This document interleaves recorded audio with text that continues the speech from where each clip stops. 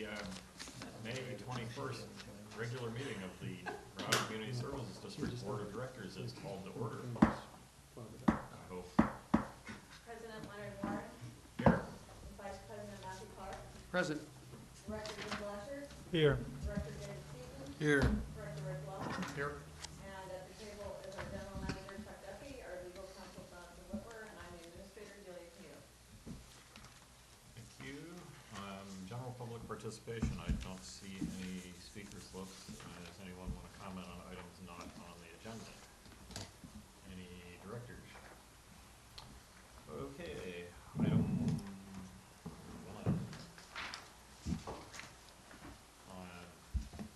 Consideration of variance applications submitted for parcels less than 4750 square feet in the S17 or S3 zoning districts and less than 8,800 square feet in the S94 zoning district. And there are 2 applications to consider.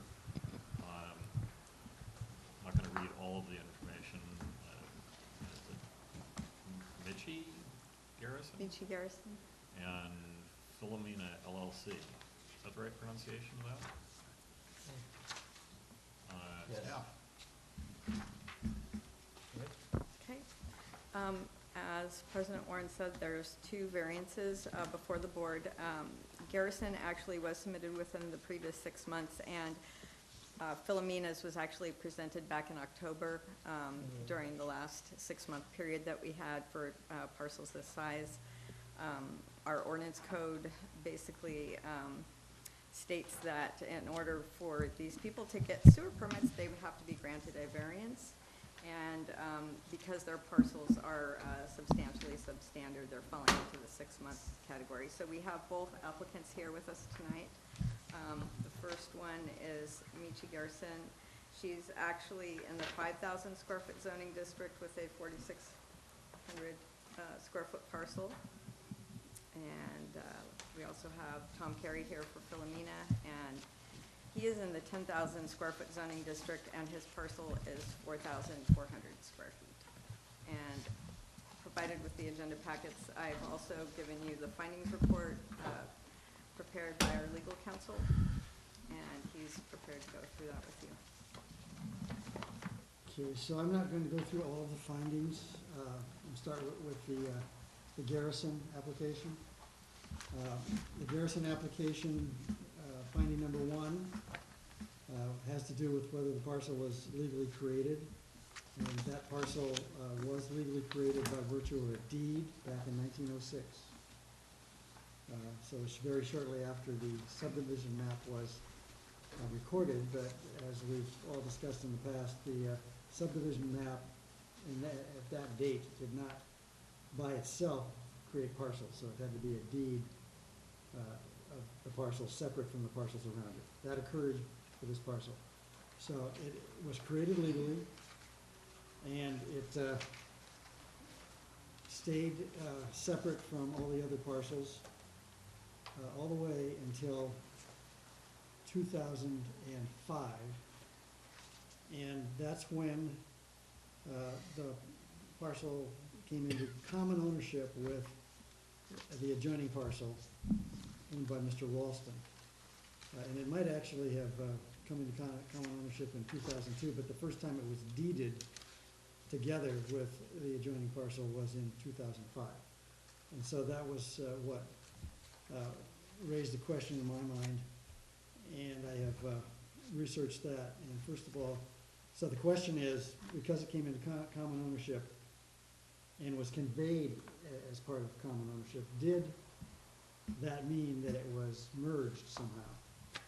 So the first question is, was it merged by the county or involuntarily merged, as they say, in the government code? And the government code specifically provides that if it was legally created, then it cannot be involuntarily merged. So then the question is whether the owner in 2005, by deeding it together under the label Parcel 1, voluntarily merged it. And that is a question that has not been decided by the courts. It is so it's certainly not a situation that our board could look at that and say, well, it's clear that the law says they were voluntarily merged. And so the findings are prepared for you to find that they were not voluntarily merged. It is pretty common practice in deeds for people to put parcel one above a group of parcels and list them and not have any intention to combine them or merge them. And there doesn't seem to be any indication in this case that there was an intention to combine them or merge them. So the board can find this to be not voluntarily merged, and that is the biggest issue as far as this application is concerned. I have a separate but related issue, which is the county policy is that when you do any application on something like this, they require you to merge substandard parcels in common ownership. Now, how big was the other one? Well, the other one I think is 17,000 square Oh. feet, so it's quite a large parcel. That's another reason that you look at this situation and say, it's not where you would apply voluntary merger, Right. because it's, together, they clearly have enough area for the zoning. And it's unlikely that the larger one is gonna be split further, because it's got riparian, it's got a creek in it, so. Okay, well, the whole point of our ordinance is to not be exceeding certain limits on how much sewer service we provide, and so, and the county's computation was based on just taking the whole land area with a certain zoning and dividing it by the zoning minimum to come up with the numbers, and so For if, build out. And yeah, if I could just repeat, because our variance ordinance has been around for a while, and I think it kind of slips between the cracks as to the place that the district is in, because there was an initiative in 1986 that prohibits the district from building more infrastructure than is needed for build-out. And then build-out was calculated in the way that Director Warren was just describing. So that's why it matters, and the district does not want to get into a position where people have conforming parcels, and 10 years from now, or 20 years from now, we've given all the capacity that we can build to non-conforming parcels. It doesn't look like we're anywhere near that, but that is one of the concerns that was underlying the ordinance. So I would also follow up on Director Warren's point there is that I did not mention that this parcel has received a Type A certificate of compliance from the county. Now, initially, the county, at least in one document, was saying it should be a Type B, but they ultimately decided that a Type A was correct. And can you remind us what the implications of each of those types are? Type A is where it was legally created, like this one was, and there's no reason to make it go through a coastal development permit process to be able to get a certificate of compliance. Type B is where there are problems with the parcel in various ways and affecting coastal resources in various ways, such that it's necessary to go through a coastal development permit to get a certificate of compliance. So looking at the map sheet 48-5, which I finally found in here,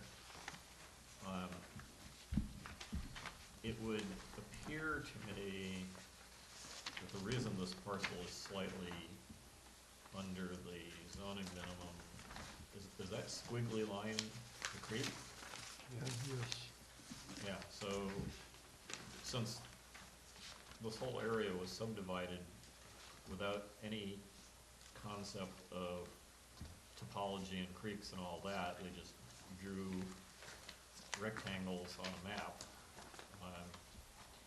That happened a lot back in the early 1900s, the late 1800s in California. Yeah, so, this isn't one of those situations that is the much bigger concern for this district, where the antiquated subdivided things, which were typically half of modern day sizes, when those are developed, independently, then we're at great risk of going way over the build-out numbers. But, you know, something like this, which was clearly intended to be a full-size parcel by modern-day standards, except in the rest of the country. This is only a full-size parcel in California. The rest of the country, you need 2 or 4 times as much land for a house. I tell people I live on a 5,000 square foot postage stamp.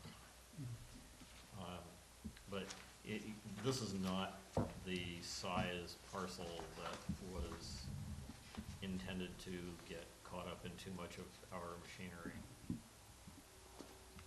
think that's correct.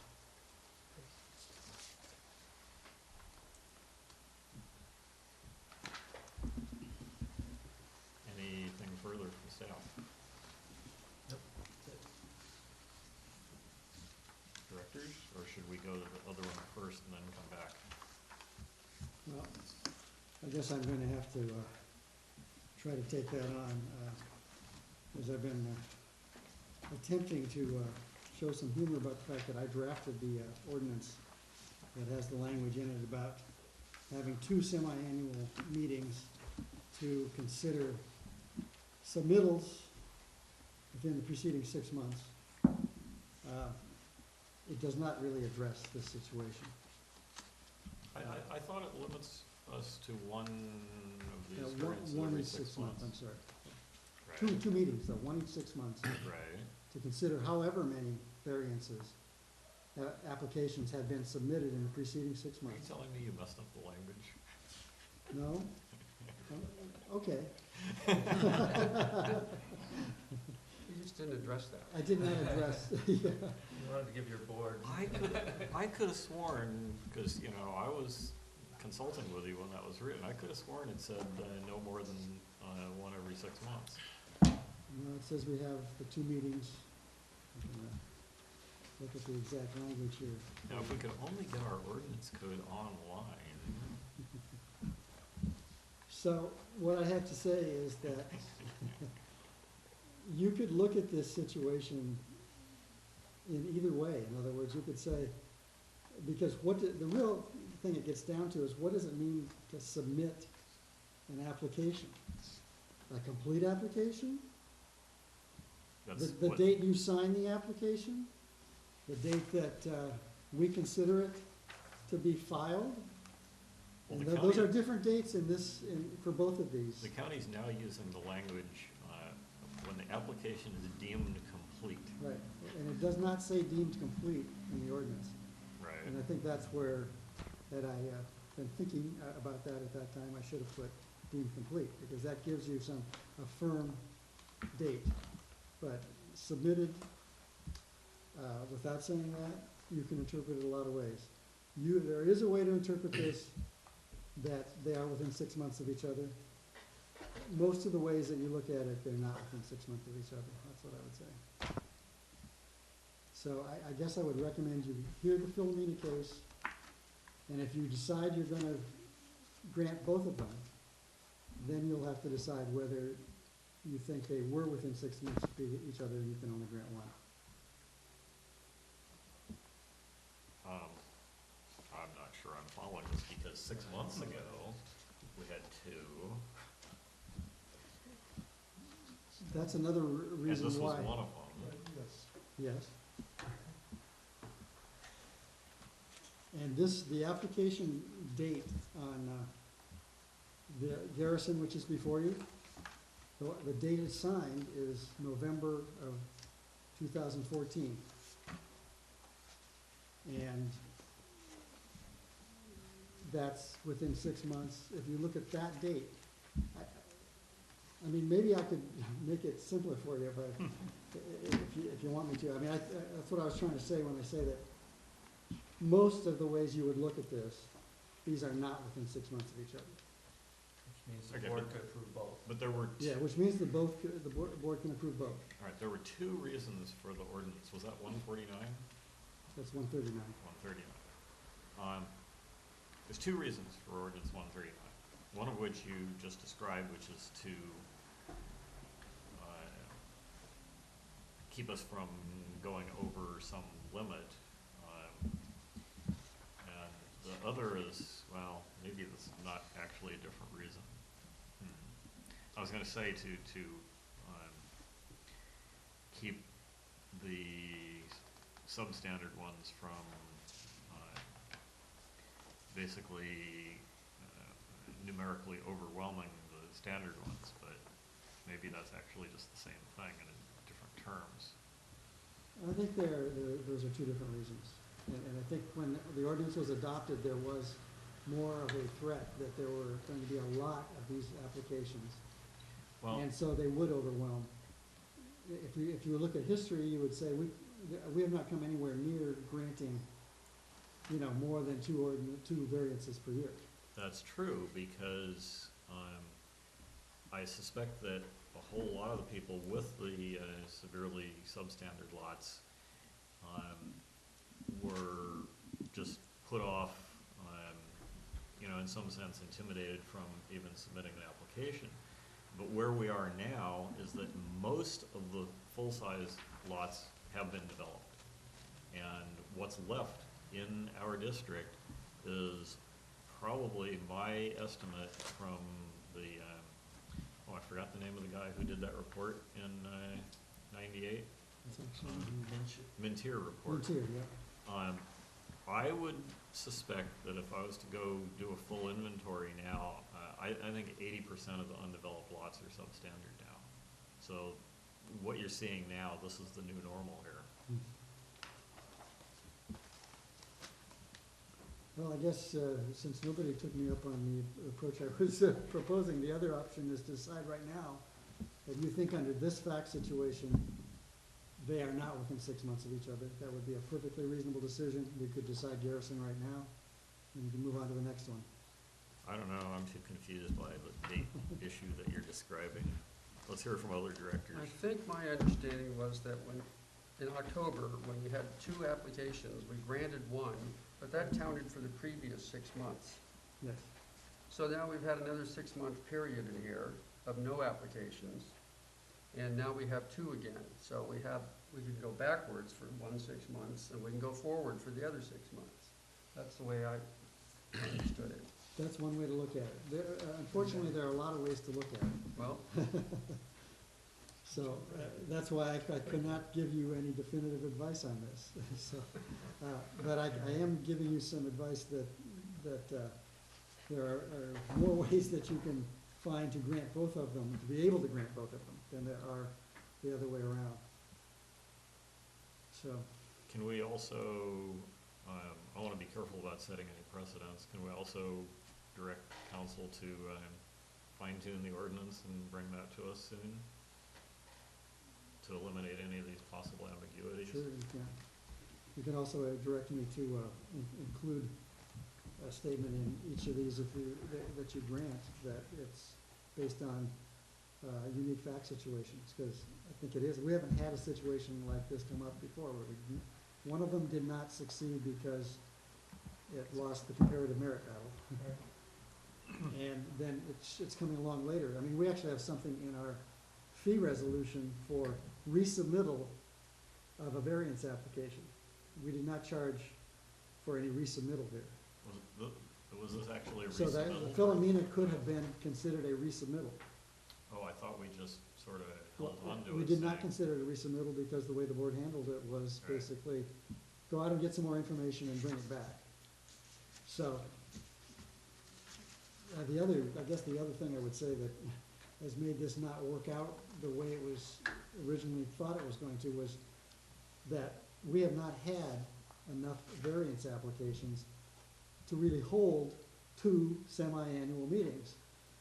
We don't have, the idea was gonna be that in January of every year, there'd be a semi-annual meeting. In July, there'd be another semi-annual meeting. It has happened, but it's been pretty rare. Early on, it happened a couple times, and then after that, we didn't have enough applications. So, I didn't think this was a reapplication either, but the variance application for Philomena LLC was actually dated 5/8/14, so. 14? Yeah, 14. Oh, yeah, So, I mean, we're revisiting an old application, Yes, so, yeah. so, Well, it would be totally unfair to require an applicant in this situation to refile. Right. yeah. So, you could go ahead right now and decide that these are gonna be treated as not being two applications submitted within 6 month period of each other. Other directors? David, Rick? I'd agree with that, yeah. So then you can go ahead and make a decision on the Garrison application.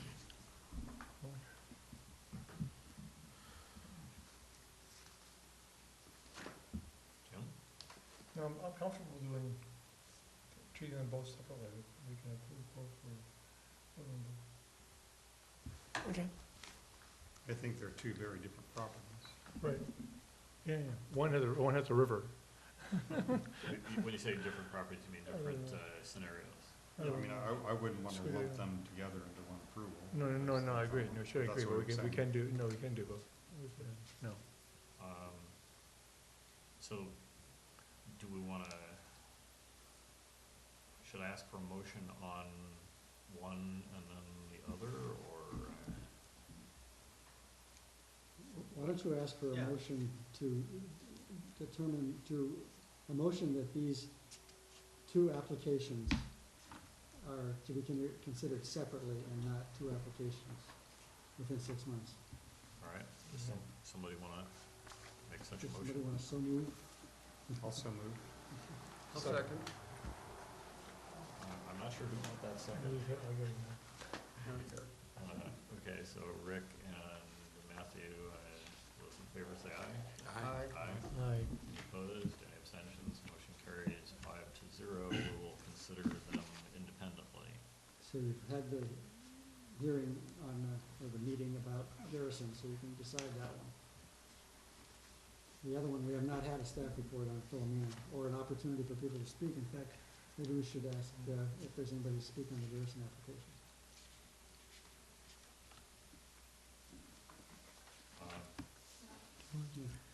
All right, is there a motion? Can we ask a bunch of questions about the Garrison first? Sure.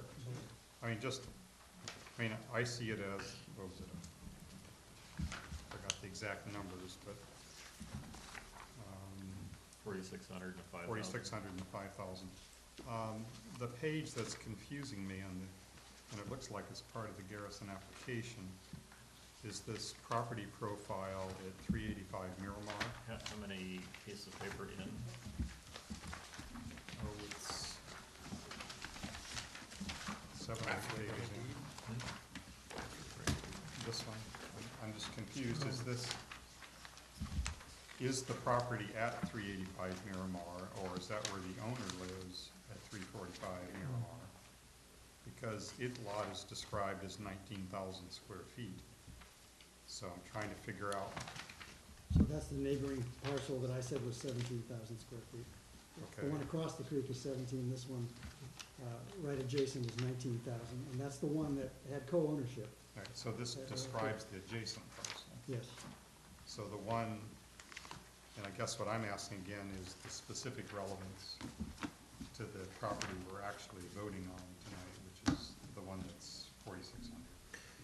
Is that just because they wanted to list what the neighbor's property was, the neighboring property? Well, I think it's in there for a couple reasons. One, you have to ask the neighbor if they will sell you the 400 square feet you're missing, Mm-hmm. and there's a letter that says that they won't. It may also be in there because it was that neighboring property Okay. that was also in common ownership for 9 years with the property that's before you. And then, as I think it was Director Warren pointed out, so, I mean, together they were almost 24,000 square feet, or 25,000 square feet. So, this is not the kind of situation we were trying to get at with the ordinance, Mm-hmm. because there's already well more than enough land there for the two parcels. Do we know what the status of this larger property is? Is that subdividable again? It has a house built on it, and it appears to have the riparian corridor. If you look at the aerial, you don't have the aerial in here, but the aerial shows that it's pretty much part of the creek, the rest of that parcel. You can see that in a way, as I think Director Warren pointed out, when you look at the map that you do have. The reason for the squiggly lines there is that that's riparian, creek coming down. I mean, the one thing, going back to the old Mid-Coast Council days, who was working on similar issues, if we were just looking at this property as totally isolated by itself, then that would be possibly one decision. What we didn't want to do is make some decisions knowing that the larger property could then be divided into just multiple units and continuing the substandard lot creation. Right. So do we have any indication of the status of this bigger lot or anything like that? We don't have any official indication. I mean, it got a building permit fairly recently, I think. Fairly recently. I don't know if the applicant knows, but I have a feeling it's in the last 10 years anyway. It says 2013 the building was built, so. For that parcel? On the, what's described as the 19,000 Yeah, and that wouldn't parcel. surprise me. It was- Right. So, I have to say, I cannot reconcile the plat map with the aerial photo. The street names, either I'm looking somehow in the wrong place, or the street names are wrong on either this or that. He's talking about that one up there You compared know, to the. trying to find Lee Avenue up there, good luck with that. Finding the Third Street. it's on Miramar, on the south Finding side. the Third Right, Street. but is where it there's is. no Lee Avenue on the arrow. But look at the end of the Third, if you go by the end of Third Street, that's the end of Third Street. On the other map. Oh. This is, Oh, I'm on the wrong side of the highway. yes, This is the ocean side of the highway. Yeah. Right. yes. It's a lot easier to find on this side. That explains it. Okay, so there's Miramar, so it just keep going all the way comes down here. So where's Miramar? There's Miramar, there's Lee. Okay. Butts up on the creek. Which is Lee Avenue. Yeah, so it's awfully, Well, there's a huge riparian area that looks like it goes all the way to Miramar Drive. Yeah, this property is on Miramar Drive, and then it extends over to the creek. So this property is somewhere in here. Right. Oh, it's over. Here is, where's Miramar? Okay. Oh, yeah, here at Miramar, actually, there's a street right here that doesn't go, it's right there.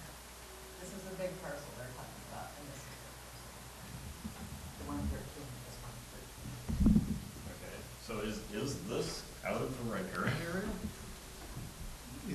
It's, the one end is on the creek. Because from that, There's a 30-foot setback that we have to build away from the creek.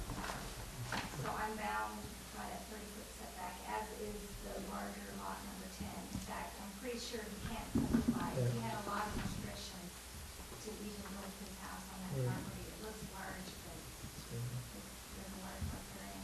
okay. well, that would be, one of the important questions regarding this is whether that other parcel can be subdivided, and from everything we've heard, it sounds like it can't be. And we don't have that other parcel before us, so we couldn't Right. do anything about it. I would suggest that we should approve this one. Is that a motion? The chair tries to avoid making motions. Yeah, I'm comfortable, and I'm not fighting this. I mean, I will make the motion to approve. I would like to know for the future, I don't think we can condition it on finding out the results of is the next lot subdividable. I was concerned as we were for decades on the this council, that this doesn't look like it's one of the series, you know, like it's, when the county was doing it, they just did 20 straight variances in a row. And none of them were forced to merge into lots or anything like that. Well, if they subdivided this, could they create any lots, smaller than 5,000 square feet? Subdivided which? The big lot. The 19,000 square foot parcel, they would have to meet the 5,000 square feet standard at minimum. I mean, I seriously doubt they could subdivide it with all the problems they would have as far as the riparian and making the findings, but that's up to the county. So Rick, which street do you live on? I'm on the other side of the creek, Are you on Third? no, all the way down at First, I'm Oh, well away from this stuff. I'm in a whole different area, and then there's even stranger zoning on the other side. but you are more than 500 Yeah, feet. just for the record, more than 500. I can easily recuse myself, but that's, I don't know the footage. Well, it looks like it's It about looks very easily. 5 or 6 times 50, so it looks like it's about 300 feet between Third and Second. So it's probably another 300 feet from First. Second to First.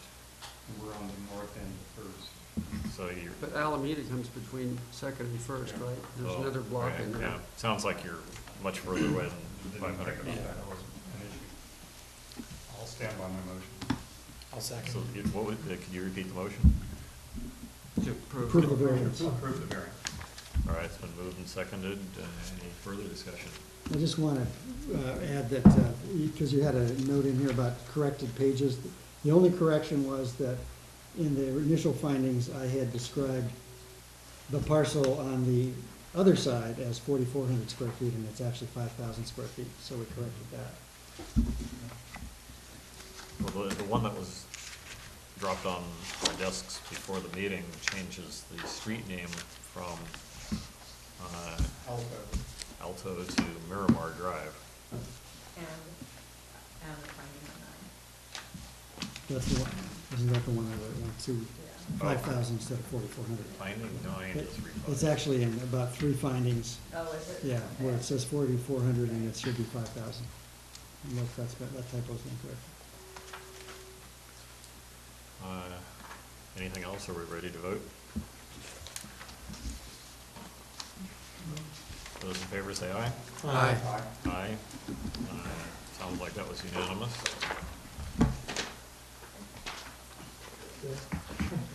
Congratulations. Okay.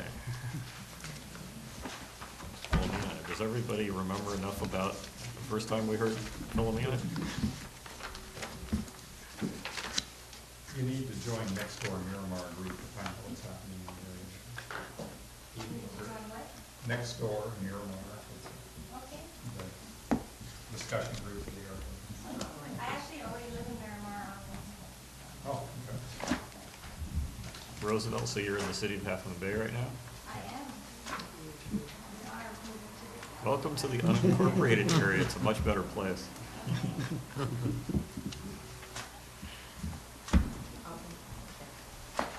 Um, So rather than repeat, well, it's been a while though on Philomena. People want a little bit of a, let me give you a little bit of a refresher here. So this is a 4,400 square foot lot in a 10,000 square foot zoning. It was created legally by a deed in 1907, It was separately conveyed in Separately 1907? conveyed. yes. Was that a? The last one was in door prize? 1906. The last one was conveyed about 2 months after the subdivision map was filed. In fact, the deed is from the original subdivision. Ocean Shore Railroad gave away some of these parcels, you know, ride the train down to El Granada, get a free parcel. Or they sold them for $5 maybe, I think it was $5, to Tom's grandfather, great-grandfather, I don't know. But you're right, they did, they like threw names in a hat and drew it out. All right, you have a parcel now. Practically Okay, so it was door legally prize. created way back in 1907. And really, nothing has happened to speak of about that until 2010. And really, you could look at it and say nothing happened then either. what happened then was that there were three parts of a family that owned the parcel at that time, and still own it. Well, they owned it in 2010, and they owned a number of parcels throughout the community. In fact, there were, I think, 113 parcels in this partition action, just this one partition action. So they went through a partition action in court, and it was a stipulation in which, since they could not agree to what to do with the parcels together, they drew straws out of a hat or something like that. Tom, you'll have to tell us the full story here. But they ended up so that only one portion of the family owned each parcel, so they could decide what to do with it. And they got the court to issue a partition judgment on that With basis. no regard for the zoning. Right, but also no change in the configuration of the parcel. So if there's a configuration change, you would normally say that's a lot line adjustment, and the coastal commission considers that to be a division of land. But there's no change to the configuration here.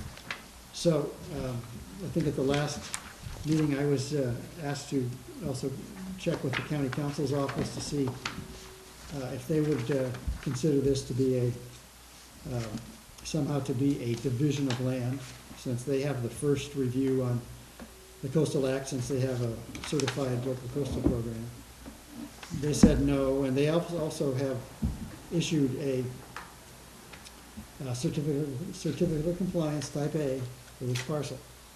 I think the only thing that I wanted to make sure the board understood about this is that there may be other parcels, and I have not gone through all this in detail to figure out how many more there might be, or if there are any more that are gonna be coming through just like this one. But Tom gave us a list of, I think it's 54 parcels in our jurisdiction that were part of that partition action. And he has explained to me, and I think probably to Delia too, but that a number of these parcels are being basically merged with adjoining parcels because they're so small. And I think some of them have been conveyed, sold, yeah. So, yeah. Yeah, so if you wanna have questions of Tom, about that, you can ask.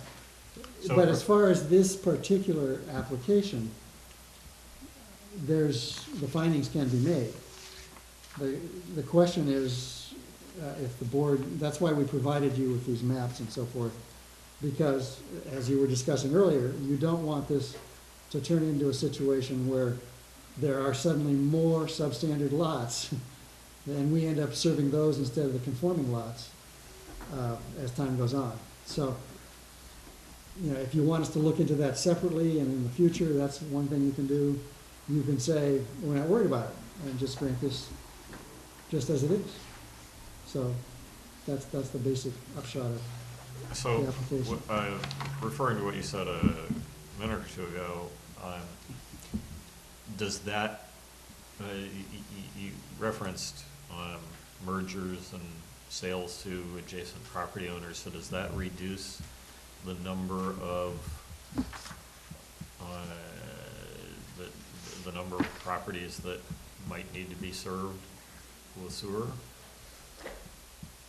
I would say yes. But I want to be clear that I don't think either Delia or I have checked any of these other parcels. We've talked to Tom, and if you want to find out more about that, I suggest you talk to Tom, the applicant. Well, let's see what the other directors have to say. We haven't met with I don't know, maybe Tom can help us out on this. I know they've done some mergers of two of these 4400s and 8800s and made some bona fide attempts, or not bona fide attempts, they have merged lots to get much closer, to the 10,000 square foot zone. Other folks, have taken advantage of the split lot thing, and neighboring parcels have refused to sell to each other, keep them at 4,400, and then the county has approved those. So that's 2.5 times the standard zone. But, you know, let's keep in mind that the reason that the property owners always say no is because they know that when they say no, the county will That was approve it. implied in what I said. So some people are being very clever about this. So essentially, there is no legal requirement for people to merge. Some people have taken the action to help out the community and have done some mergers, so there have been some good actions. Further up toward the highway, there's an entire strip of 2,500 square foot lots. And in the past, people have applied to build on one of those, and that's 1/4 of the zoning. So that if we approve those lots, then we're back to 4 times the density envisioned, and at some point, as Jonathan pointed out, we're gonna run out of lots, because it's not, you can't keep doing this, but there's no stopping point. Each one's approved individually, and will continue to be approved individually. So I don't know how to get out of that loop. The counties will not, help us on that. So it's us to decide the sewer capacity side. Are we gonna shaft the people who need to build in the future? And it's gonna get worse when when we run out of 4,400 square lots. These folks are gonna go after the 2,500 square foot lots. I think the shorthand version for part of what you said is death by 1,000 cuts. Okay, and I don't know, maybe Tom can tell us if there are neighboring properties to this one, it's in that Well, same area, there's the- or whether, Okay, did you see the, or whether those have been, this colored map page, the color key is on the front side, and so the blue and the green are owned by Miramar Beach Inn Limited. They're not going anywhere. Their parking lot. They're part of the parking lot. That's right, and, I'm not sure, some of that was actually rezoned, I think, to allow them to use it for a parking lot. So that can't be merged, and, parking lot isn't gonna require sewer capacity as a parking lot. So, looking at this colored thing, the only possible merger, that you can conceive of would be with the orange one is Bishop, and some of us know how that goes.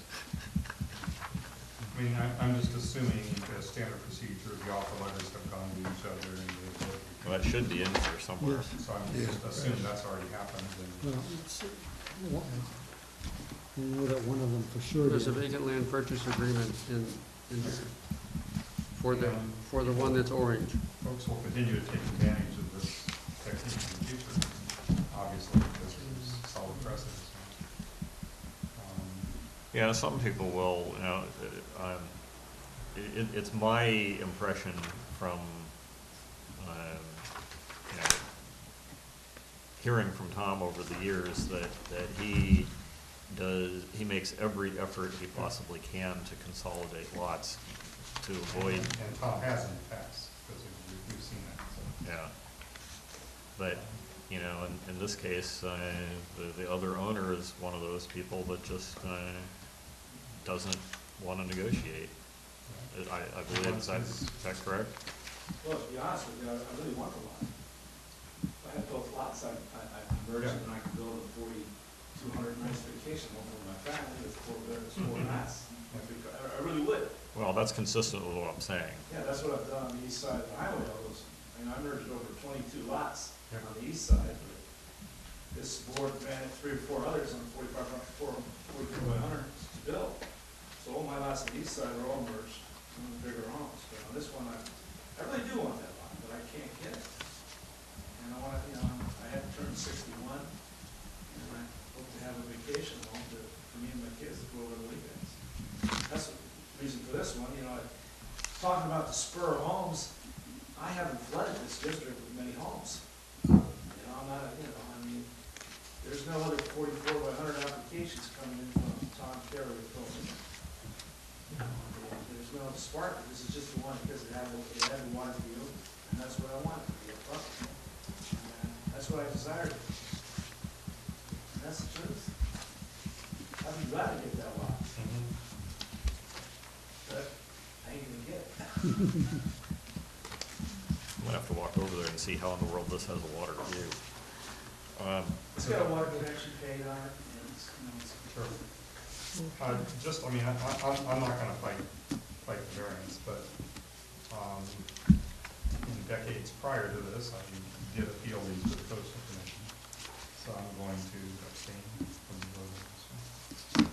So I just have personal feelings about it, so I won't fight it or anything, but I'm just significantly unhappy with the process the county has stuck us with, so.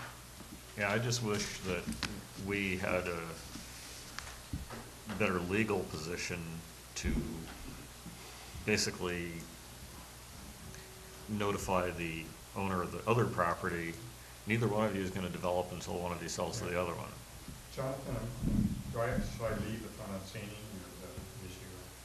I don't have a conflict. You're not abstaining due to a conflict, so No, you don't okay. have to.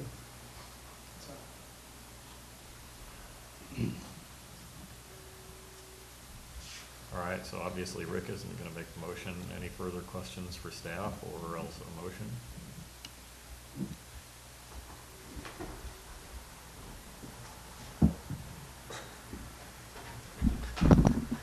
I can't make them, so. Okay, I'll move that we approve this variance application. There were a couple of blanks to fill in. I will fill them in accordingly that you're making the finding. Okay? We have made the findings, and it is too bad, because the other parcel right next door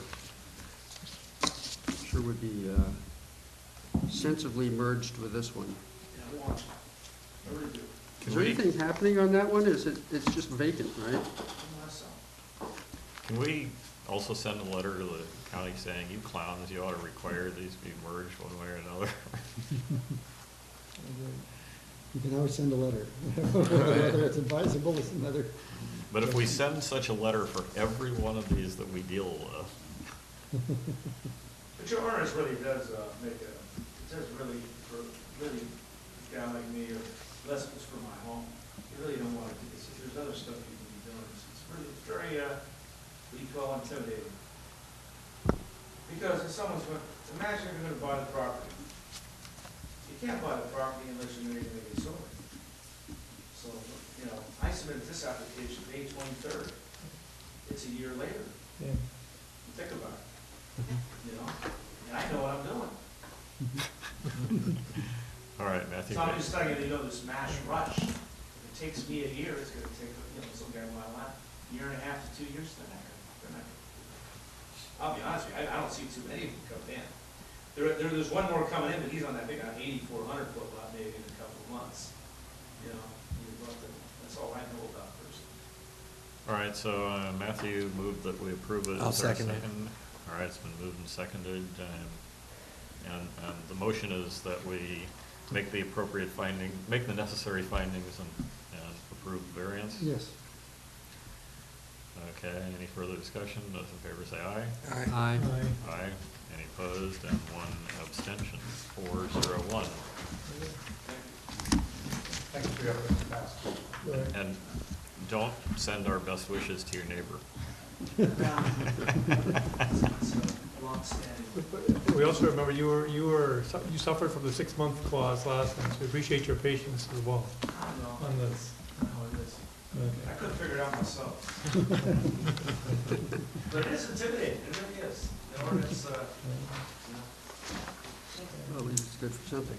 Okay, item 2, consideration of Sewer Authority of Coastside General Operating, Collections, and Capitalized Maintenance Budgets for 2015-16 fiscal year.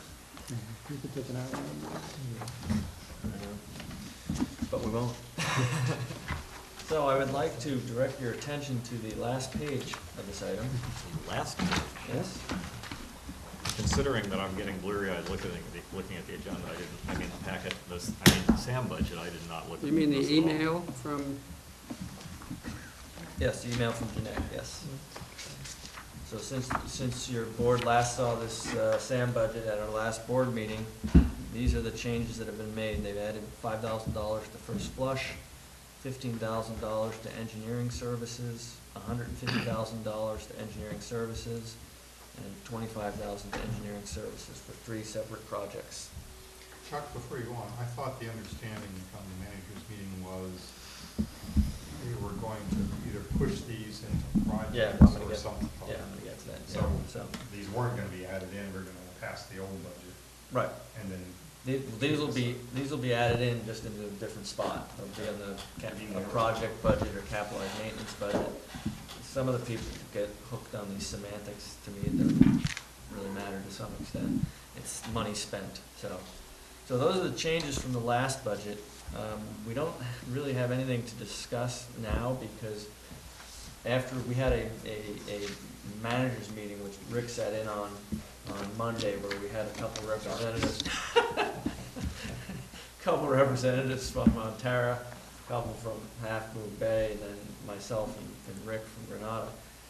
And we had a long 2-hour discussion about the SAM budget, and, you know, it's kind of what I've said before. I find it bloated. I think the other member agencies find it. Certainly Half Moon Bay wants to kind of sharpen our pencil a little bit more. I don't know what's gonna happen with that because we are kind of late in the process. The thinking was that I'd rather present a new manager with a, you know, a $3.1 million budget rather than a $3.4 million budget, because that kind of sets him there. So if he wants to get to 3.4, he's gotta actively add. I don't wanna give him too much bloat. I think maybe for next year, I'm gonna propose we do zero-based budgeting.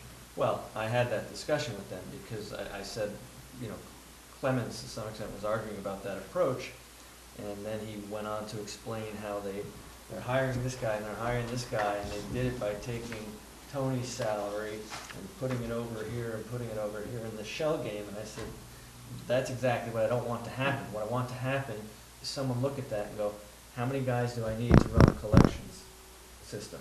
How many guys do I need to run the plant? Not that I have $1.3 million in payroll. Who do I dole that out to? You've got to start at what your staffing is, and that'll lead to what you're spending. I second that motion. Good. Now, let me explain to the board what my problems with the budget are, and I don't have to look at the budget to tell you this. When we, the SAM board, agreed and authorized the now former general manager to, instead of filling the technical services supervisor position, to abandon that position, create the rotating supervisorial positions with 2 of the operators, and create the engineering and project manager position. I specifically asked, is this going to result in an increase in headcount? And he clearly said, no, it will not. No ambiguity in his answer to my clear question. Now they're asking for another operator. And that was supposed to be done as a side item in the budget. It wasn't supposed to be integrated in the budget, so the member agencies could consider that separately. That was not done. So my recommendation to this board is that we don't approve the budget as presented, that we approve it with the elimination of the additional operator, and actually I have to pause there because I'm doing things out of order. The other problem I have with this is the MOU, and I think I explained this at our last board meeting, but I'm not sure, because I also went to the Montero board meeting 2 weeks ago and explained all this there. The MOU that the board approved a couple of years ago, I guess it would have had to be, specified that for July 1st, 2014, the represented employees would get a 3.5% increase in total comp. And that 3.5% increase had to cover wages and all benefits, medical, retirement. But the former general manager computed a wage increase based on total comp. He gave them a 3.5% raise in wages on total comp, and then, so not only did he compute that wrong, but then there's also the, the increase in the comp costs. And then the MOU specifies for July 1st, 2015, a 3.75% increase. And he computed that the same incorrect way. And he knows he did this wrong, because I had to question him for half an hour. You wanna go into all Well, those details? okay, we need to come up with a way to approve the budget conditional on the increases to the represented employees being what the MOU specifies and not what the general manager gave them, without even telling the board what he was up to and then trying to hide it. So I think your board needs to, Clemens Heldemeyer is the general manager at Monterey, he's the acting general manager at Sam until we get an interim Well, over no, there. no later than July 12th. Right. So he's kind of wearing both hats at this point in time. So what I conveyed to Clemens is, I said, Clemens, there seems to be this shell game with employees. I want on the budget a listing of the positions that Sam is staffing now, very clearly that says we're gonna have 4 treatment plant operators, 2 mechanics, 4 collections guys, and 4 or 5 people in the office, and this is what they're doing. So that's just one, it sounds like a simple goal, but we've never had that before, so we want that stated. We're also going to be myself, Clemens, and Magda Gonzalez from Half Moon Bay are going to be meeting tomorrow morning at 9 o'clock to discuss this budget further. Should be a very interesting meeting, because Magda and I are heavy into the cost cutting, and I think Clemens, and I kind of understand why, you know, he's got this role as GM and he wants to get a budget passed because he doesn't want it to linger like it has in past years. And so, like I said, I understand that, but, you know, if we can effectuate some savings now, I think it's worthwhile. So I would also recommend we not approve this budget, because the SAM board on Monday or Tuesday, what is it, Tuesday, is going to be approving a new budget, which, like Rick said, sliding these costs into places where we decided they should go. Because they do this, you know, it makes it tough to compare apples to apples year over year. If they've got a project where they're gonna do a secret document for recycled water, it shouldn't be in a general engineering budget. It should be in a Right. project budget, and that's Yes. where they're gonna put it, so, and they're gonna do that with the other stuff. So, wow, timing-wise, how are we gonna pull this off? So timing-wise, it's gonna be fine, because coincidentally, the SAM June meeting is gonna be pushed back a week because Clemens won't be available. So we can approve the SAM budget at our June meeting and go forward to there. But I thought he's not available after he goes on vacation on June 12th. But as I understood it, he's gonna run the meeting, because he sent around an email saying we're pushing back the meeting because, you know. Well, And, you know, we- again, we've passed his budget in August, so it doesn't matter as long as we're all 3 agencies are in agreement on what we're doing. Also makes it a pain in the neck for the member agencies who collect sewer service charges on the tax roll. Yeah, so, but we'll have an idea at a staff level anyway, what the budget will look like tomorrow. All right, so what I'd like to do is get an indication from this board, in preparation for Tuesday night SAM board discussion. Are we, in agreement with my recommendation that we do not approve the additional operator position, and that we have to do something to deal with the excessive increase in comp costs? I think yes, and I think you have to I think you have to direct staff to bring that to legal, to Jim Copeland, and say, and your guy Astridge, or whatever his name is, Astridge. labor negotiator, because, you know, talking with you two at least, anyway, the guy that happened to Bay, everybody understood it as you explained it. It's a 3.5% cap, if you will, on total benefits, whether it be wages, healthcare, anything. Yeah. It was not 3.5 across the board, jack it all up, because they calculate it and they put it all in salary. So I've got guys who are effectively have gotten a 20% increase over the past 3 years in their salary, when it was supposed to be 3 Well, total. There's another reason why some of their salaries have gone up by so much. They get step increases, which is typically in addition to cost of living. And then on top of that, they get over-certification raises where they go out and decide, oh, I'll get qualified to do this, you know, with nobody at the agency going, well, yeah, that's useful to the agency or not. Well, that's actually written into the MOU, and I was gonna say that when you guys come up to the MOU next year, I think we need to talk about it at a board level, because nobody unless you work in public agencies like I do, no one understands these step increases. Nobody has step increases in it. So they get assigned a pay rate, but then they've got 5 steps within that pay scale. So if they do something, if they get a Class A license, they hit a step. That's how this stuff happens, and you've got to understand it, but you guys aren't in the business, so. Well, I think, you know, if there's any concern to members of the public, go submit a Public Records Act request for compensation by position, and you may be astounded to see that some of these treatment plant operators are earning way, way upwards of $100,000 a year. Not Yeah. even close. Right, and so I think you need to ask Jim Copeland about the 3.5 issue, and then what was the other thing I wanted to ask Jim about?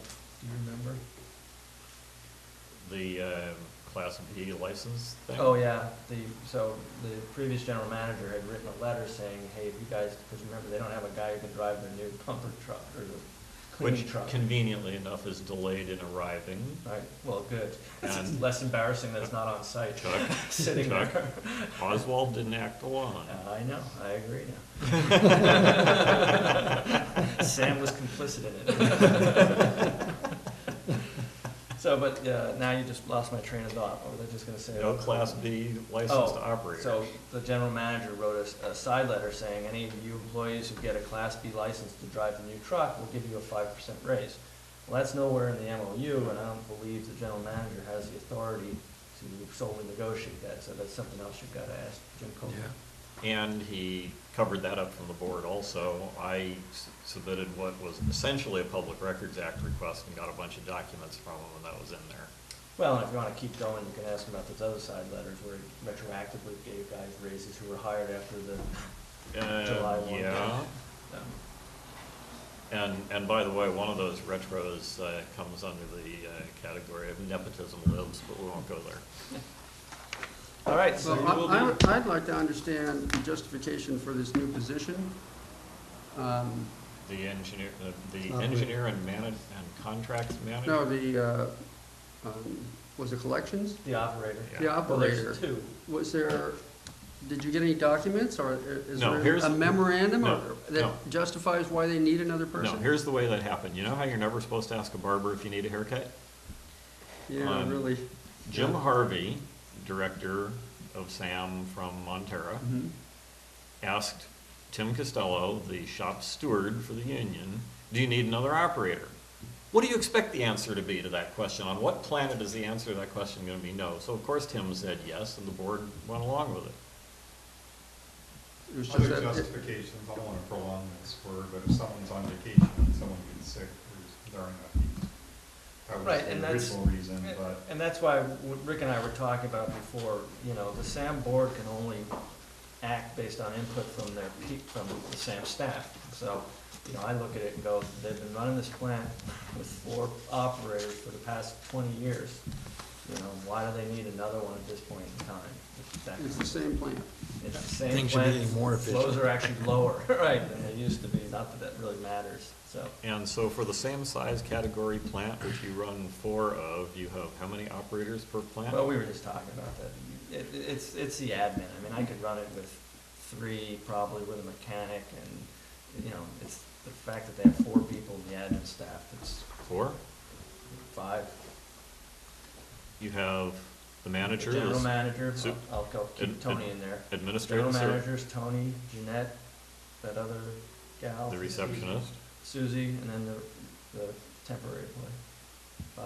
The temporary employee's been there for 10 years. And I've explained this before, the temp was a circumvention by David Dixon of the board's refusal to authorize another staff member. And I've said this before, then you should carve it out in the next budget to uncircumvent it. okay. So Okay. we can table this? Yes. That's good, because there were several things I didn't understand how this Well, maybe I we just should. didn't understand. But maybe you should bring that up now so the two SAM reps can take that to Tuesday night's SAM board. Well, meeting. in our general manager's memorandum on this, he points out there's been a 24% increase in productive payroll over the past 3 years. And I have some inkling of where that comes from. But then there's this memo from the former SAM manager, under, on the back sheet, under 1A, 35.3% reduction, blah, blah, hiring a new SAM engineering construction contract manager is anticipated to facilitate this proposed reduction. And I couldn't find that anywhere in here. Maybe I missed it. That but- anything was reduced?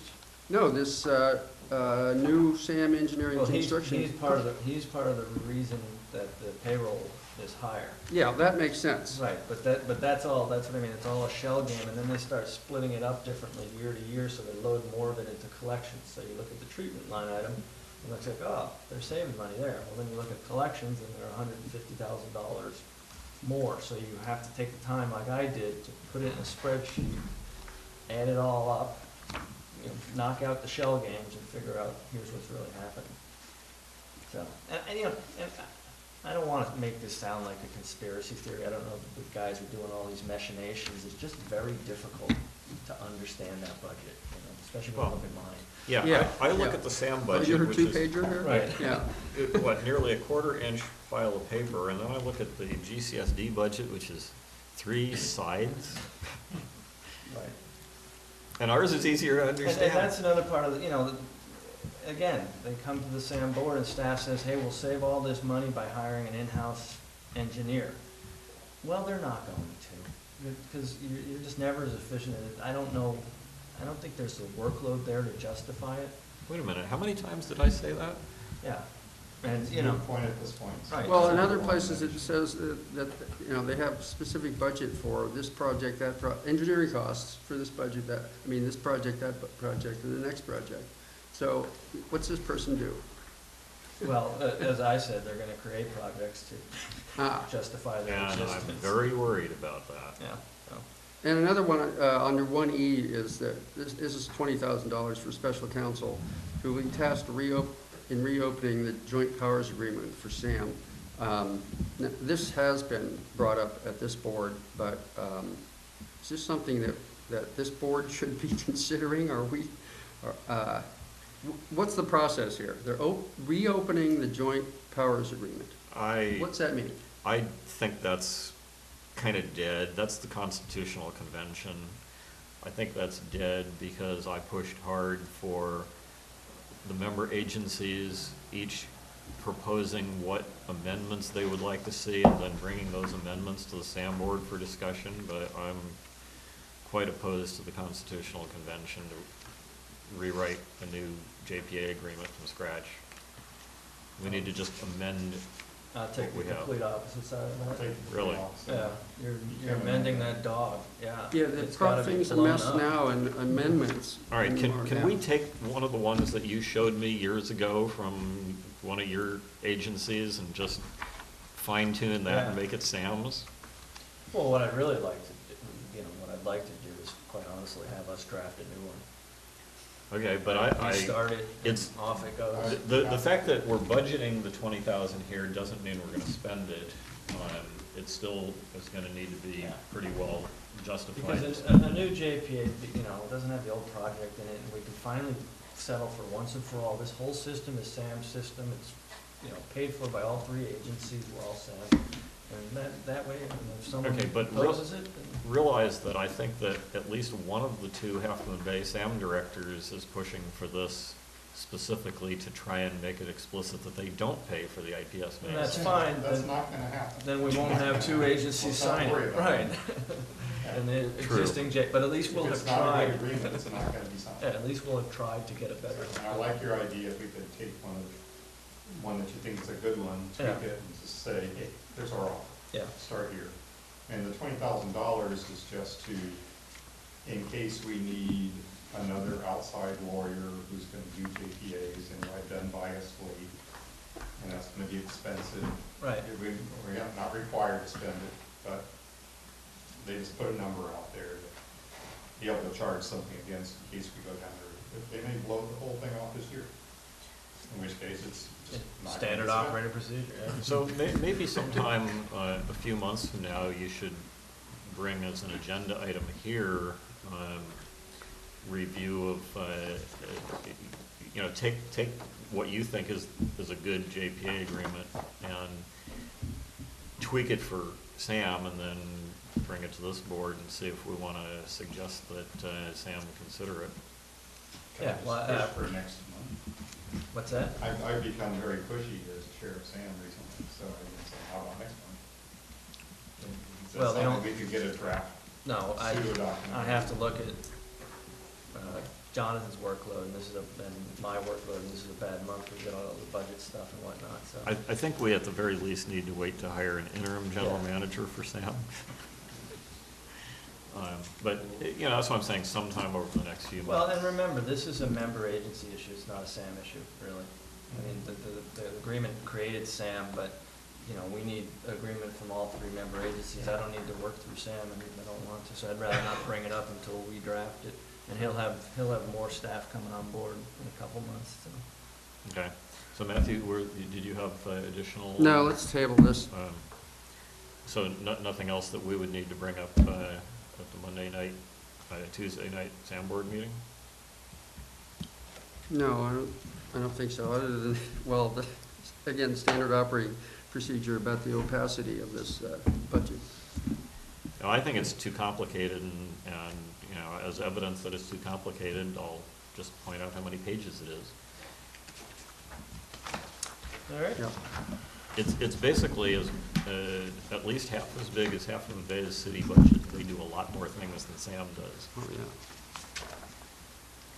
yeah. So we will move on to item 3, consideration of district budget, meaning Granada Community Services District for 2015 to 16. I was laughing, I drafted the budget and I sent it up to Delia, and I was walking outside and I realized I completely forgot the Parks and Recs budget. Cause I have my little system I go through each year to do the budget, and I went, oh yeah, we've got that part, so. So, as I point out in my memo, our budget is substantially unchanged from, previous years. We show an operating gain of approximately $18,000, for the coming year. Our SAM, proposed budget, we show a 9% increase over the prior year. That's with the budget as As sent to us presented, by right? Sam. And Sam is proposing basically $1 million budget and for capital projects, and that's replacing the IPS line north of here, in the Montara stretches, so, and I think that's a long overdue project, so it's good that they're undertaking that.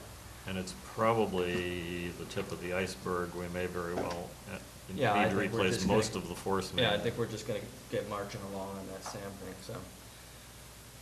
So going through, I'll go through page 1 here of my budget. I'm budgeting $550,000 in property tax, $1.3 million in annual sewer service charge, for total revenues of $1.9 million. So you're basically guessing that the property tax is not going to increase? Yeah, I gave it a relatively substantial jump, because I think even 2 years ago, I listed it at $475,000. But I'm comparing Yeah, 550 with 550. Year over year, yeah. I don't try and guess, Leonard, because if it goes up, it usually goes up by $5,000 or $10,000, and it's not a material impact on this budget. Well, can't we assume that the minimum it'll go up by is 2%? I'll do it, but again, it's the minimal impact. Because, you know, under Prop 13, property taxes go up by 2% a year if properties don't change hands. Right. All right, I'll budget 560. Let's see, 1% is 15, wait a minute. No, you did it wrong. 1% is Yeah, 5,500, so 2% is 10,000 grand. change. Well, that is just 560. Hmm. okay. Never argue with the budget. Budget wizard. So going on to page 2, we show operating expenditures, the majority of which are general and SAM collections of $1.4 million. We go down to the administrative expenses, which will be $446,000 on page 3 there. And we show a net to reserves of $18,000. So we're basically kind of running break even on the operations side, which usually I would suggest we not do that. We should be sending a little more to reserves, especially in light of the fact that Sam's gonna have some substantial capital projects. However, when you get to page 4, you can see we have substantial non-operating revenues. And the biggest of those two is the ERAF refund from prior years. That usually averages about $250,000 a year, so we're one of the 2 counties in the state that get refunds if they collect too much money, which always shocks me that they have found a way to keep that.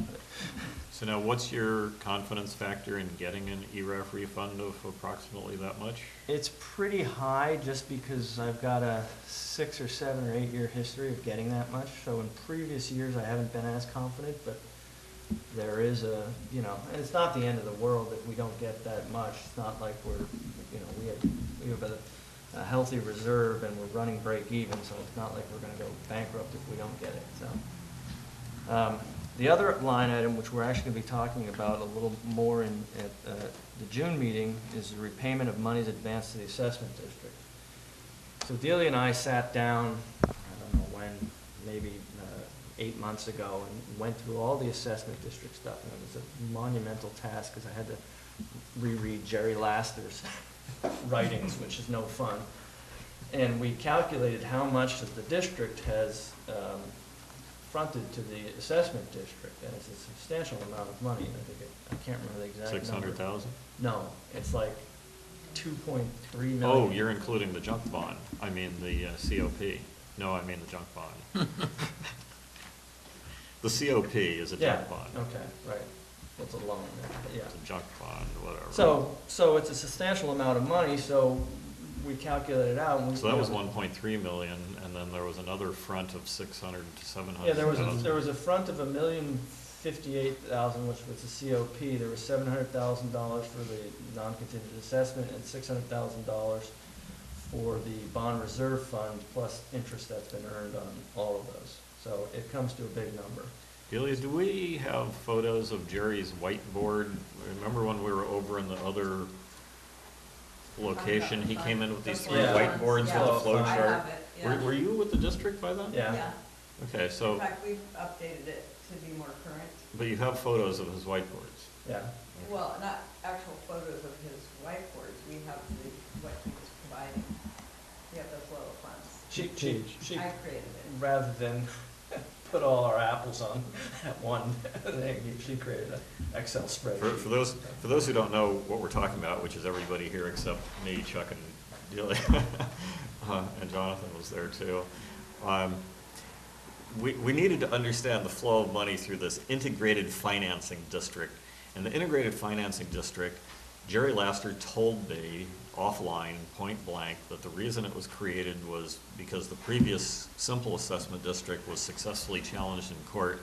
And so he came up with this integrated financing district to get around the problems that lost in court, but it was created to be so complicated that nobody could understand it, and since nobody could understand it, there was no challenge to it. And so Jerry Laster came in Nobody to understood it. Jerry Laster came in to explain to the board in about 1999 or 2000 the flow of money through the assessment district, and it looked like the flow chart for an airline control program. Yes, it was something. And the net result is we will eventually get that money back. So the net result is, what I'm gonna bring to your board is, I'm gonna show you what we have suggested as a repayment plan. So we could do a couple things, and you'll see it in June. We could repay ourselves a whole bunch of money this year and take less in succeeding years. And part of how this came about is when I went through the funds family, and we've got 13 or 14 of them, and I started looking at refinancing the assessment district, and the interest rates were so low. Well, I looked at it and I went, holy cow, we've got like $4 million in all these funds in the assessment district, and we've got like $6 million in bonds outstanding. So, we may or may not pay to refinance it, so. So then I'd like to ask you to evaluate, in addition to the refinancing, which in the bond area is called refunding, I'd like to have you also evaluate using some of the fund balance to just call some of the bonds. Well, I would do that normally potentially, but since they owe us so much, I don't want to yet. So, Okay. and that's kind of what you're gonna see at next month's meeting. Here's what we're owed, here's how But we wanna pay it back. But we should either call some bonds or refinance it seems to me, because interest rates are never gonna be as low as they are now. And the reason that I'm interested in keeping the bond costs to a minimum is because this district doesn't pay it. It's the owners of vacant property that pay it. And the more we contain those costs, the less incentive there is for people to feel they have to go out and develop because it's costing them money to keep the land vacant. So if we reduce the costs on the vacant landowners, they don't feel as much pressure to develop. So, Looking forward to June, it's gonna be good. yeah, so whatever you can do to reduce the costs on the vacant property owners. So that, like I said, so that's $600,000 right there in non-operating revenues that we will use to do future capital projects and whatnot. When you say 600, you're rounding off the 625? I did 350 plus 250, I was just talking about those two line items. Yeah, but the total we have in non-operating revenues is $625,000. Okay. So as under capital projects, you can see our main project is the $550,000 sewer main CIP, which we'll be talking about next item. So, and then Sam's got $155,000, which is our share of the Sam projects. Are you sure that's anywhere near enough, considering that our share of just the Montero Force main section is gonna be 300,000? That's the number from their budget. I didn't create that. So Oh, they're that's- taking some money from reserves. Oh, yeah. So they're taking $500,000 from reserves and the rest from us. And then you see we start the budget year with a bank balance of $3 million, and we basically end the budget year with a bank balance of $3 million. I think I didn't understand something here. So, yeah. we can go to that.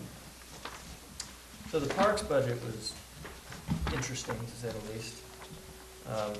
We don't have any projects, I don't know what to put in the budget, so I kind of just put placeholders in there, until we get something based on the results of the survey, that's what it's gonna look like. But before that big Midcoast Council meeting on parks, with all the parks agencies there, and I was there for this district, I talked to you on the phone, and you told me you thought we could probably allocate $150,000 without needing an increase in sewer service charges, but then I look at this and there's only $50,000, and most of that goes to county staff, and only a tiny little bit goes to projects. Do you have that statement in writing? No, I did say that too, yes. I only kept this at 50 because our LAFCO budget showed $50,000 budget for the first year. Again, this is just a budget. If we change and we need to allocate more to parks, it's at your board's discretion to do so. So, As the assessment district money flows back, there's no restriction that has to be used on pipelines or? There is a restriction on that because it was sent from the sewer fund.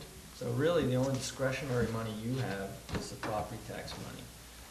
You get to an interesting spot, Rick, because you look at our reserves was $3 million, and you go, okay, how much of that was sewer service charge, and how much of that was property tax? well, it was We didn't have to separate. It was clearly all property tax. Right, exactly, so, and there again, your board has broad discretion, so. You see, it's this concept that money is fungible.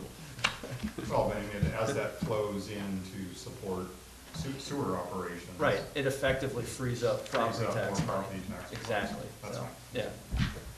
And in any case, I did, a decade or more ago, look at the Sanitary District Act. Now, I don't know what the CSD law says on this, but the Sanitary District Act, certain money coming in, and there's no discussion here at all of property tax, but there's two other categories of money that we get, sewer service charges and Capacity fee. the connection fee. Is that what you mean by Yeah. capacity fee? Yeah, I usually change it. I And, shouldn't. and I can't remember which is which, but one of those is restricted to only sewer projects, and the other one is authorized for, quote, any valid purposes of the district, whatever that It's means. a nice catch-all. I'm happy to wait for you, so move on. So, All right.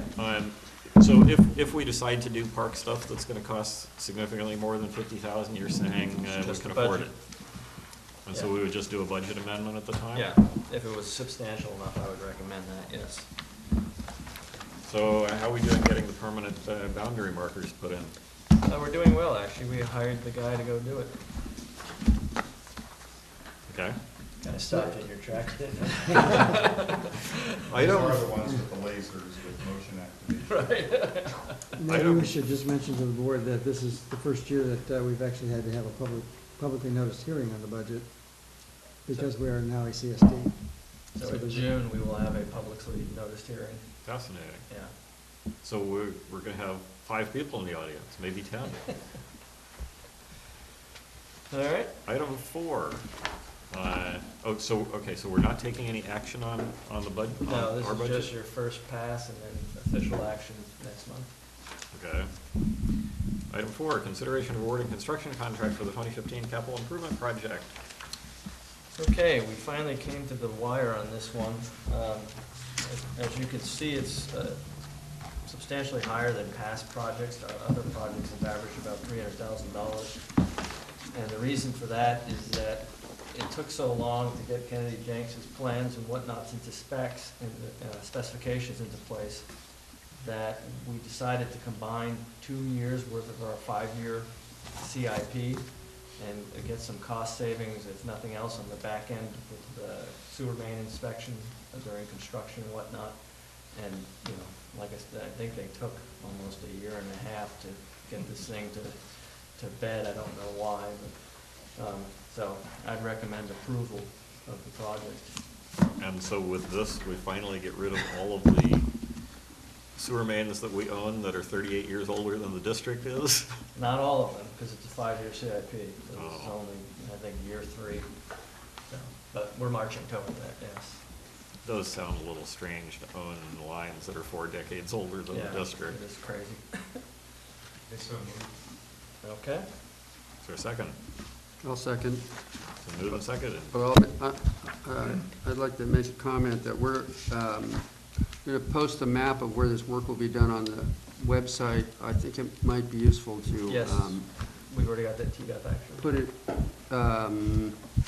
perhaps at some other public locations and let people know that, you know, if they want the map, we'll print them one, and maybe even put them out on, I don't know, telephone poles or something before the work starts, along with the warning. It's not legal to attach anything to telephone poles. Okay, we'll just rub them on there until they stick. And then the map is interesting because it looks to me like this just patched and sealed pavement right out front here, or we're gonna dig that out? Seriously? Are we going in? We're not doing it within this part, it's up a little. I couldn't hear that. It's up, she said it's We're not up this little. part, it's up a not little this more. part, it's up a But the black line here certainly looks like it goes from in front of this building to Yeah. Avenue Portola. It sure does. little. Yeah, it's my understanding it's up a little bit more, but I can check on that. I could be wrong. Well, if it needs to be done, it needs to be done. It's just, you know, this is how it always, it turns out a lot of places that as soon as some road is fixed, Well, the next agency digs it up. That's a definition. Yeah. That's just what you do. Well, Well, well, maybe worse than that, because some counties, like San Diego, has a prohibition on digging for 2 years, or and, you do too. and Yeah, we so already ran won't be into able that to.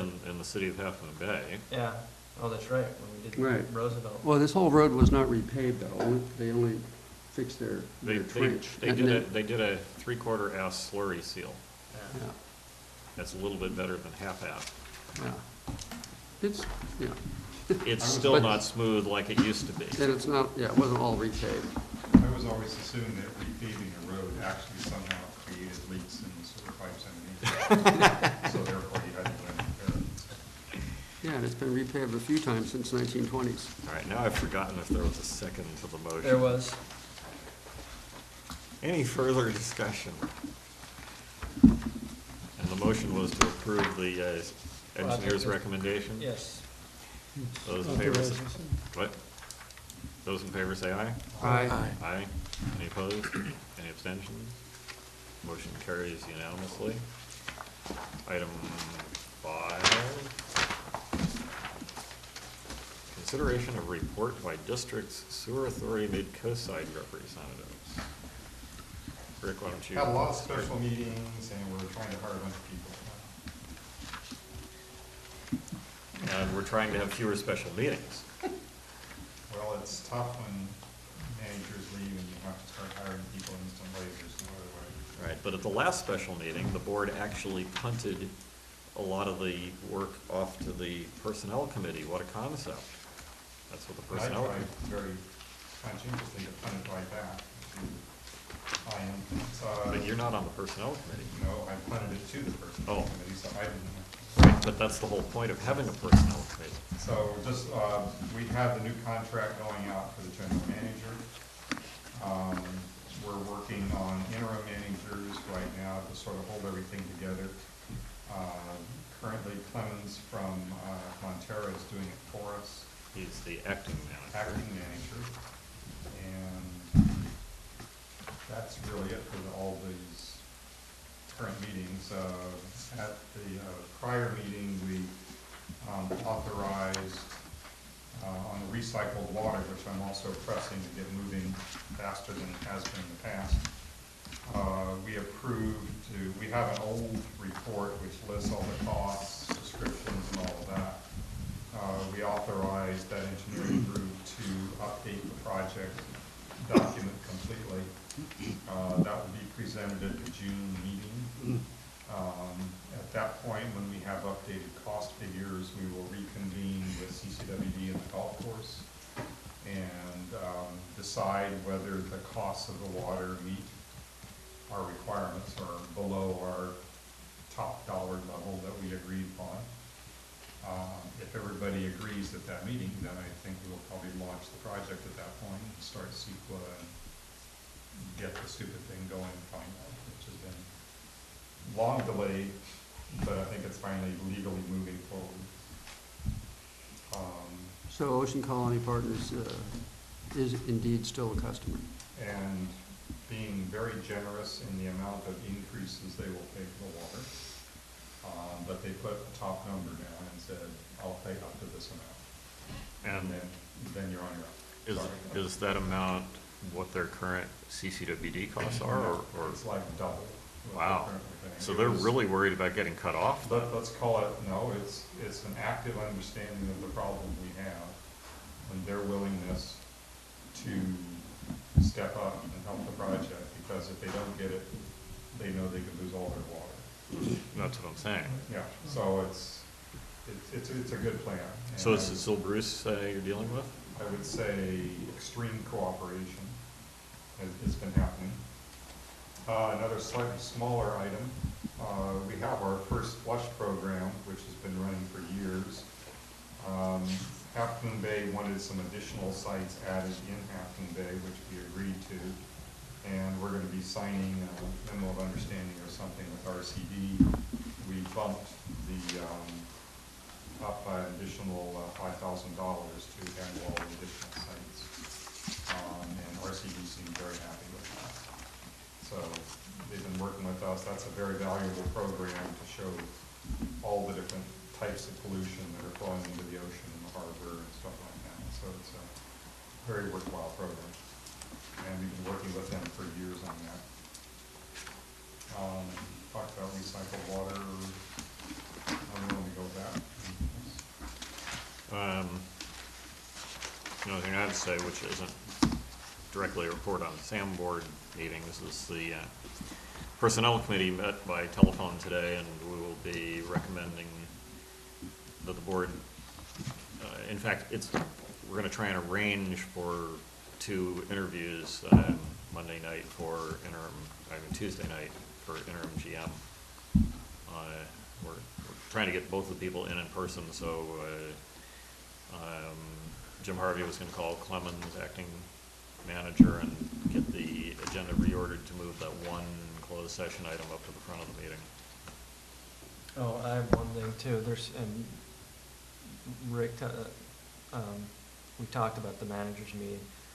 I think we've gotten some traction on the hiring of the new manager, having some staff sit in on the interviews, like we've talked about for years. And So- not, wait a minute, which staff? Managers, Oh, Clemens or district me, or managers being Magda recommended. or Alex or somebody. So not the shop steward who I No, believe no, no, wants to sit no, us, in? the member agency staff. Okay, Yeah. good. I think that'll be really good. Yeah, so, Now, does that mean that you would need to be there for the SAM closed session interview? no, I'm not or- talking about the interim guys, I'm talking about the long. Right.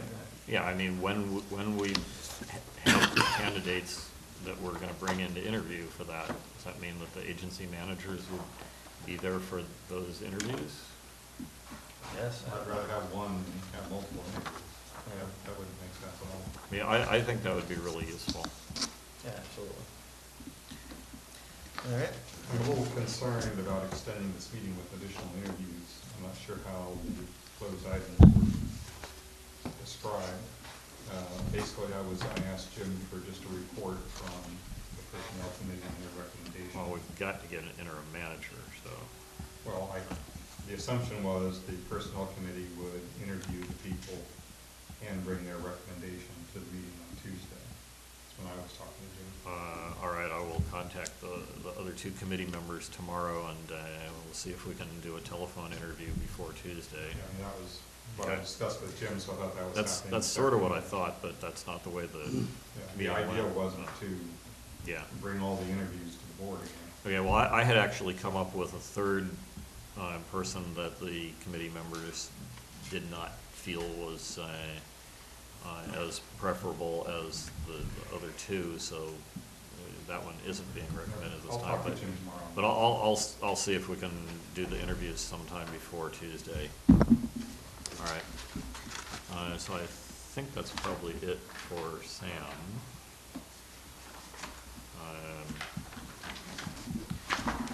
So, Just one Consent. quick comment, our flow percentages are staying low and historical. So we've been running below our 30%. or until the whatever next it is. malfunction.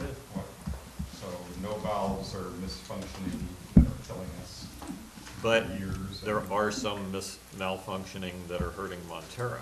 And we will be discussing those.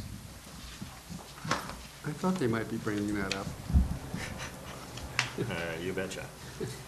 So, the district administrator, mentioned to me before this meeting that the, financial statements are not ready, so we will table that to the next meeting. That's item 8, if I understood correctly.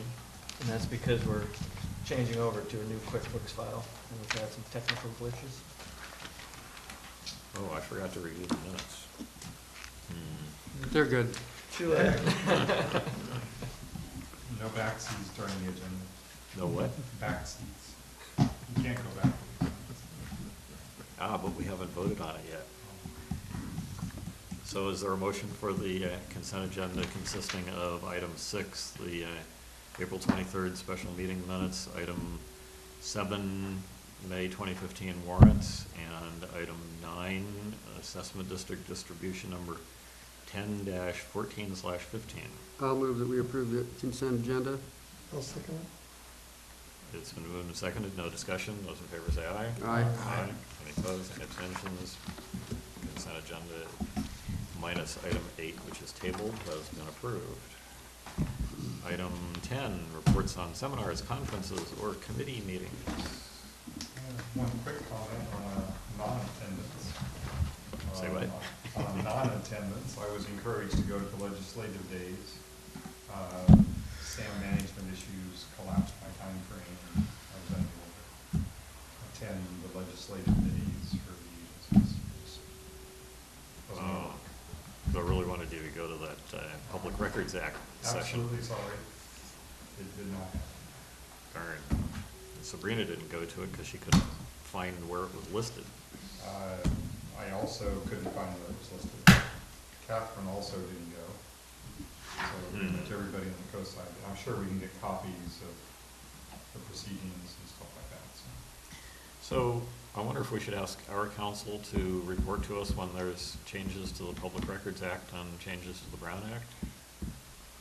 Or would you routinely do that anyway? Probably would not routinely do it. Like, I think that'd be good for us to get. You got it. Now, often we get that at SAM, but I'm not sure how consistently. And that doesn't go to all the board members either. Right. Our board members. Okay, so any other reports on seminars, conferences, or committee meetings? Oh, the county's Surfers Beach shoreline protection device, AKA riprap installation. Yeah, you know, I told them, I enjoy that rip rap more than anybody. I told them, you know, it's toilet paper, not bathroom tissue. Call it riprap. They're not gonna use part of our property as a staging area, although I haven't heard why. I think there were secret issues. What's his name told me that a few months back. Okay. And that one's been delayed. They missed something, but they're still hoping to squeak by and get enough stuff done so that it will be on the water quality board, I forget whose agenda. They have to get it on somebody's agenda by mid-June, and then whisk it off immediately to the Coastal Commission. And somebody apparently doesn't understand my term, moves at the speed of government, because they think they can manage to pull this off and still do the project in August. Or is it October? Well, anyway. It was August. Okay. Anything else on item 10? Item 11, attorney's report. No reports. Item 12, general manager's report. Nothing further. Could I ask a question? I also get the occasional call or stopped on the street about, where's the action on Parks and Rec? Oh, I've gotten that Yeah. at least 3 or 4 times in the last few weeks. Yeah, so my only question is, we're going to get back some sort of formal report from Professor Tierney. Do we have a time frame for that? And do we have a motion for plan to proceed from there?